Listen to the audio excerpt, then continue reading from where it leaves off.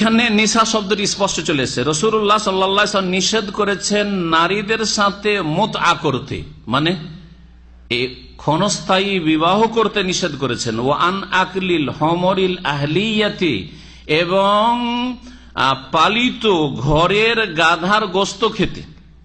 পালিত গাধা মানে যে গাধাকে আমরা গাধা বলি, যে গাধাকে আমরা গাধা বলি। আর একটা গাধা আরবরা গাধা বলে, কিন্তু আমরা বাংলা ভাষায় গাধা বলি না, সেটাকে আমরা নীলগাই বলি। সেটা কি বলি? নীলগাই বলি। সেটা হচ্ছে আল হেমার আল ওয়াহশি। হেমার ওয়াহশি মানে জঙ্গলি গাধা। শাব্দিক অর্থ হচ্ছে কি? হেমার মানে গাধা, আর ওয়াহশি মানে জঙ্গলি, বন গাধা এক কথায়।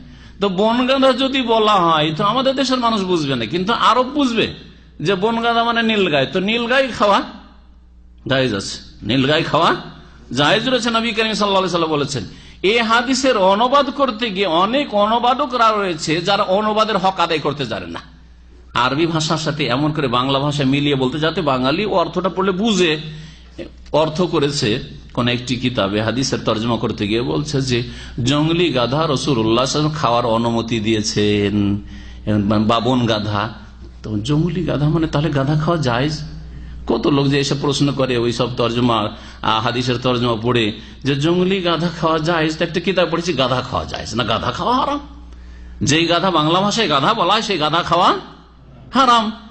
আর জঙ্গলি গাধার শব্দটি আরবরা যেটা ব্যবহার করে থাকে হেমার ওয়াহশি, সেটা আমাদের নীলগাই, সেটাকে আমরা গাধা বলি না। সুতরাং গাধা দিয়ে অর্থ করলে হবে না, সেখানে অর্থ কি করতে হবে? ভাব অর্থ করতে হবে। বলতে হবে যে নীলগাই খাওয়া, নবী সাল্লাল্লাহু আলাইহি ওয়াসাল্লাম নীলগাই খাওয়ার অনুমতি দিয়েছেন। নবী করিম সাল্লাল্লাহু আলাইহি ওয়াসাল্লাম কি করেছেন? জি, মুতআ নিষেধ করেছেন নারীদের সাথে। ওয়ান আকলিল হমরিল আহলিয়াতি, আর ঘরের গাধা মানে যেটা গাধা, সেই গাধা খাওয়া, গাধার গোস্ত খাওয়া নিষেধ করেছেন। ইয়াউমা খাইবারা, খাইবারের দিনে, মানে খাইবারের যুদ্ধের দিনে, খাইবারের যুদ্ধের দিনে। তাহলে খাইবারের যুদ্ধ সপ্তম হয়েছে, তার আগে গাধা খাওয়া জায়েজ ছিল। ইসলাম ধীরে ধীরে নাজিল হয়েছে। ইসলামের বিধিবিধান হালাল হারাম জায়েজ নাজায়েজ ফরজ ওয়াজিব ধীরে ধীরে নাজিল হয়েছে। ষষ্ঠ হিজরি পর্যন্ত নারীদের পর্দার হুকুম নাজিল হয়নি, পর্দা ফরজ করা হয়নি। যার ফলে মহিলারা সাধারণভাবে যতটা ঢেকে থাকে ততটাই তারা ঢেকে থাকতো, কিন্তু তাদের মাথা খোলা থাকতো, চেহারা খোলা থাকতো। এরকম হয়তো মুসলিম মহিলারা মাথা ঢাকতো কিন্তু চেহারা ঢাকতো না, আর তারপরে হাত খোলা থাকতো, এইরকম থাকতো। মুসলিম কাফের মহিলারা আরো বেশি একটু খোলা থাকতো হয়তো। তো এইরকম ছিল অবস্থা। কিন্তু যখন পর্দা হিজাবের আয়াত নাযিল হইল, তখন নবী সাল্লাল্লাহু আলাইহি ওয়াসাল্লাম সাহাবিয়াত মহিলারা পুরো চেহারা ঢাকতেন। হ্যাঁ, পুরো চেহারা ঢাকতেন, শুধু ইউবদিনা আইনান ওয়াহিদা, একটি চোখ খুলে তারা রাস্তা দেখতেন।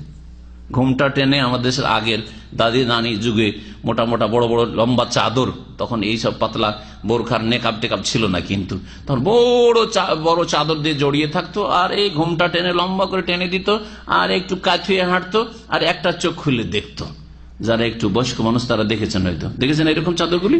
জি হ্যাঁ। তো নবী সাল্লাল্লাহু আলাইহি ওয়াসাল্লামের সাহাবী মহিলারা এইভাবে হেজাব ফরজ হওয়ার পর, তাহলে ষষ্ঠ হিজরি পর্যন্ত চেহারা খুলে এক অপরের স্ত্রীকে সবাই দেখতো। সাহাবায়ে কেরামরা, ওমর রাদিয়াল্লাহু তাআলা